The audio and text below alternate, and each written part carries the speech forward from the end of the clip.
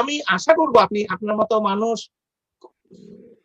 লাইমলাইটে আসুক, এটা আমরা চাই বিরোধী দল হলেও, কিন্তু আমার মনে হয় না সম্ভাবনা আছে, কারণ আপনার যে কথাবার্তা শুনলাম তাতে করে আপনি এখনো টেন্টেড হন নাই। তো টেন্টেড না হলে এই প্রসেসে ঢুকতে পারবেন বলে আমি মনে করি না আসলে, সত্যি কথা। এটা আমি ভবিষ্যতে কারণে ভালো লোক আসে না, কিন্তু এই মেন্টালিটির কারণে ভালো লোক আসে না। আপনাকে বিশ্বাস করতে হবে আবার ভালো হয়েও আপনি যোগ্যতা সহকারে বাংলাদেশে রাজনীতি করতে পারবেন, এবং এটা আমরা এখনকার জেনারেশন বিশ্বাস করছি দেখে আমাদের জেনারেশনের অনেকেই এই রাজনীতিতে আসছে। আপনি যুবলীগের বর্তমান চেয়ারম্যান শেখ ফজলে শামস ফরেস্টকে যদি দেখেন, তার আগের লাইফস্টাইল হিস্ট্রি আপনি সবকিছু দেখতে পারেন, যাচাই করতে পারেন, খোঁজ খবর নিয়ে দেখতে পারেন। ওনার মতো ক্লিন ইমেজের রাজনীতিবিদ সত্যি বিরল। তো আমরা আসার চেষ্টা করছি এবং আমরা ইনশাল্লাহ চেষ্টা করে যাব। জি, মারুফ ভাই, আপনি যদি একটা অনুরোধ করতে চাই, আমি ব্যক্তিগত অনুরোধ করতে চাই, যেহেতু আপনি খুবই বিজ্ঞ এবং আমরা আমাদের কি জনরায়ের কোনো ব্যাপার আছে, নিতে হয় না উচিত, এটা বলুন। আমি মনে করি জনরায়ের ব্যাপারের জন্য জনগণের কাছে যেতে হবে। ইলেকশনে আওয়ামী লীগ এরশাদ আমলে যখন ইলেকশন হয়েছে, আপনারাও স্বীকার করবেন, আমরাও বলেছি যে ওখানে সুস্থ নির্বাচন হয়নি, কিন্তু আমরা আওয়ামী লীগ জনগণের রায় পাই বা না পাই, আমরা সবসময় ইলেকশনে কন্টেস্ট করেছি এবং আমাদের মতো করে আমরা চেষ্টা করে গেছি গণতন্ত্র পুনরায় আবার গণতন্ত্র ফিরিয়ে আনা। এবং একটা সময় কি ইন্টারেস্টিং হচ্ছে, আমি আপনার কাছে আসছি। জি হ্যাঁ হ্যাঁ বলুন, আপনি শেষ করলে পরে আমি আমার কথা হচ্ছে বিএনপি কে তো আসতে হবে, বিএনপি কে জনগণকে সাথে নিয়ে কাজ করতে হবে। আপনি লন্ডনে বসে আপনি আপনার কর্মীদেরকে বলবেন যে রাস্তায় গিয়ে মার খেতে, পিটানি খেতে, আর আপনি লন্ডনে বসে থাকবেন, সেটা হবে না। বাংলাদেশ পিটানি খেতে হবে কেন? আমরা তো গণতান্ত্রিক দেশ, পিটানি খেতে হবে কেন? এটা তো সারা বাংলাদেশের রাজনৈতিক কালচারই তো। আপনি ল ভঙ্গ করবেন, আপনি পিটানি খাবেন না।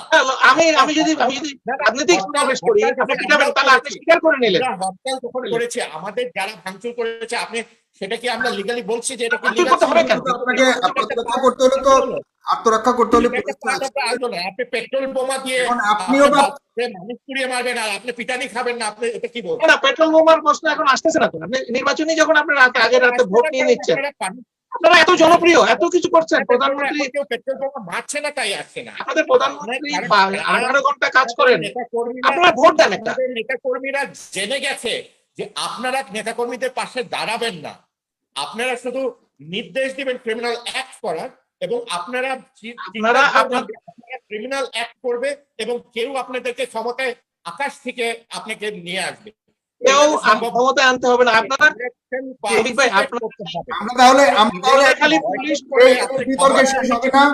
আমি আপনাকে আমি ভ্যাকসিন নিয়ে যে প্রশ্ন করছিলাম, আপনি যদি একটু বলেন, এরপর ওয়াকি আব্দুল্লাহ ভাইয়ের কাছে আমরা কথা শুনবো। জি, ভ্যাকসিন নিয়ে বলতে গেলে, ভ্যাকসিনের আগে তো প্রথমে যে করোনা যখন আসলো, আমরা যারা বিদেশে আছি, যারা বাংলাদেশ, সবাই তো মোটামুটি সেম টাইমে মার্চেই এটা প্রাদুর্ভাব হলো।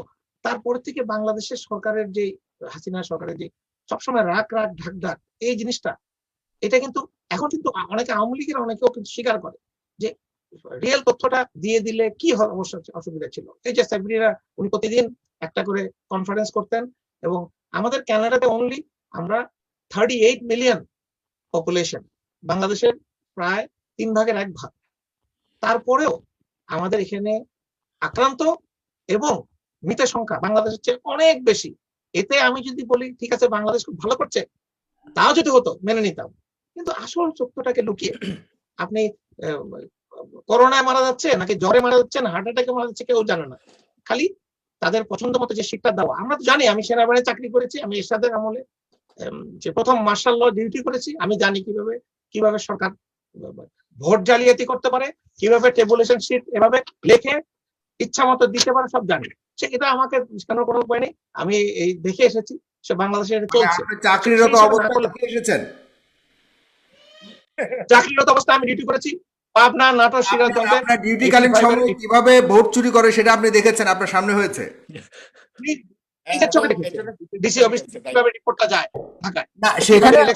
সেখানে আপনার প্রশ্ন, আপনি আর্মি একজন অফিসার ছিলেন, আপনি ক্যাপ্টেন ছিলেন, মানে হলো আর্মিদের মধ্যে সবচেয়ে ইমপ্লিমেন্টেশনের ক্ষেত্রে যার ভূমিকা সবচেয়ে বেশি ছিল মাঠ পর্যায়ে, সেই ক্যাপ্টেন থাকা অবস্থায় আপনার সামনে এই ধরনের দুর্নীতি এরশাদ আমলে হয়েছে, আপনি সেটা দেখেছেন, অবলোকন করেছেন, সেখানে কি আপনি আমার সামনে দুর্নীতি না, আমাদেরকে সামিল করে দুর্নীতি।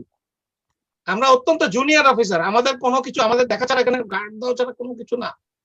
ডিসি অফিসে কি হচ্ছে, উপর থেকে কি আসতেছে, আমাদের জেনারেল সাহেবরা কি করতেন সব আমরা দেখেছি, চোখে দেখা। তো এগুলি তো প্রসেস। এরশাদ করেছে বলে আওয়ামী লীগ করতে হবে, বিএনপি কে করতে হবে তা তো না। আমরা তো গণতান্ত্রিক দল, আমরা গণতন্ত্র পুনরুদ্ধার করেছি 90 সালে। তাহলে আমরা তাহলে একই জিনিস করবো কেন? আমি তো বলছি সেটা আমরা এখন বাংলাদেশে, আপনি অন্য প্রসঙ্গে চলে গেলেন, ওই ওয়াকি ভাই সূত্র ধরে বলছি, উনি যে নিয়োগ বললেন, যে নিয়োগ দেওয়াটা ইম্পর্টেন্ট, নিয়োগটা খুব ভেরি ইম্পর্টেন্ট। কিন্তু আপনি যে দেশে সেনা প্রধানকে নিয়োগ দিতে হলে ভারতের রয়ের অনুমোদন নিতে হয়, পুলিশ প্রধান ভারতের দিল্লি থেকে ইয়ে হয়ে আসে, অ্যাপ্রুভ হয়ে আসে, সে দেশে আমি প্রধানমন্ত্রী কি আর অন্য তৌফিক ভাই কি? আমরা তো আসলে অনেক বছর দেখিয়েছেন যে বাংলাদেশে আওয়ামী লীগ আসলে ইন্ডিয়া সবকিছু নিয়ে যাবে, এগুলো এখন একটু বন্ধ করেন। হ্যাঁ, বলেন আপনি যেটা বলছেন, আপনি নিজে আর্মিতে ছিলেন, আপনি তো এটা বলতেই পারেন না যে আর্মির চিফ ইন্ডিয়া থেকে পারমিশন নিয়ে আসতে হয়। এটা আপনি কি কথা বলছেন? তৌফিক ভাই, আমি আপনাকে দায়িত্ব দিয়ে বলছি, আপনি বলছেন যে আর্মি চিফ, এইটাই তো আমাদের প্রশ্ন। আপনার প্রশ্ন, এটা তো একটা মূর্খ লোক। আরে আপনি আমার প্রশ্ন আপনাকে, তৌফিক ভাই আমি দায়িত্ব নিয়ে বলছি, আপনার কাছে কি সেই ধরনের প্রমাণ আছে জনাব মারুফুর রাজু, যে এই ধরনের আপনি কি দায়িত্ব নিয়ে বলছি একটা বলছেন? প্রমাণ আছে আপনার কাছে। জেনারেল আজিজ রিটায়ারমেন্টে যাওয়ার কথা ছিল, ওনার যদি এক্সটেনশন আছে, এখন যে সেনাপ্রধান, ওনাকে প্রধানমন্ত্রী নিজেও চেয়েছিলেন উনি রিটায়ারমেন্টে চলে যাবে, ওনার 6 মাস আছে এক্সটেনশনের। বাট 31 ডিসেম্বরে আমার কোর্সমেট লেফটেন্যান্ট জেনারেল শফিক, যিনি ছিলেন CGS, chief of general staff, অত্যন্ত মেধাবী অফিসার, উনি কিন্তু ফরিদপুর অঞ্চলের অফিসার মাদারীপুরে, কিন্তু তাও আমার কোর্সমেট বলছি না, তার মতো যোগ্য লোক আমার চোখে এখন পড়ছে না। তাকে কিন্তু প্রমোশন না দিয়ে অবসরে দেওয়া হয়েছে, জেনারেল আজিজকে রাখা হয়েছে। এটা কিন্তু ভারতের যখন উনি আইনচিফ হবেন, ওনাকে লেফটেন্যান্ট জেনারেল থেকে এমনি জেনারেল করে দিবে। এটা তো বাংলাদেশের ইতিহাসে হয়নি। বাংলাদেশের ইতিহাসে লেফটেন্যান্ট জেনারেল থেকে এমনি জেনারেল করে কেন? উনি তো সেকেন্ড ইন লাইন আছেন, উনি জেনারেল আজিজের পরেই সিনিয়র মোস্ট আছেন।